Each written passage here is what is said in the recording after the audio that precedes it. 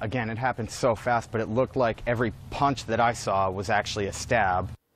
Yeah, Chase Robinson, he thought what he was watching was a fist fight, but in fact, that witness saw two men stabbed to death on a commuter train. This was in Portland, Oregon. Now, this happened after they tried to confront a passenger who was yelling anti-Muslim slurs at two other passengers. The suspect, 35-year-old Jeremy Joseph Christian, is facing 2 charges of aggravated murder and several other charges now this morning. Police say he may have been targeting 2 young women, one of them wearing a hijab.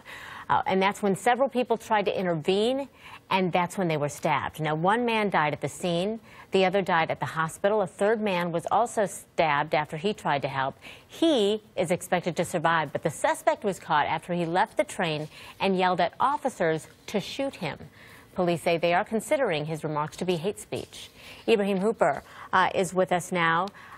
He is with the National Communications Director for the Council on American-Islamic Relations. Mr. Hooper, we appreciate you being here. Thank you. What is your reaction, first of all, to this? I think this is just representative, unfortunately, of the overall rise in bigotry in our nation within the last months and a year, particularly during the presidential campaign and since the election in November. We've seen minorities increasingly targeted with violence and hate speech. American Muslims have been targeted, mosques have been targeted, but also African Americans, Hispanics, refugees, immigrants. There's an overall rise in bigotry, unfortunately provoked to a large degree by President Trump's rhetoric, his appointments, his policy proposals. These things have led to an atmosphere in our society in which it seems to be acceptable to target minorities. So, Mr. Hooper, what would you say to the president if you could sit down with him? Do you think that he could help alleviate some of the problems here?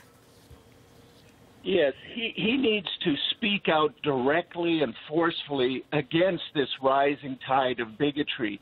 When the person at the top sets the tone, either in a negative way or a positive way, it makes a difference. And he really needs to speak out against particularly anti-Muslim bigotry, as we saw in this case. So often we see American Muslim women who wear headscarves or Islamic attire targeted in this way. But you see in this case, it wasn't just Muslims who were targeted.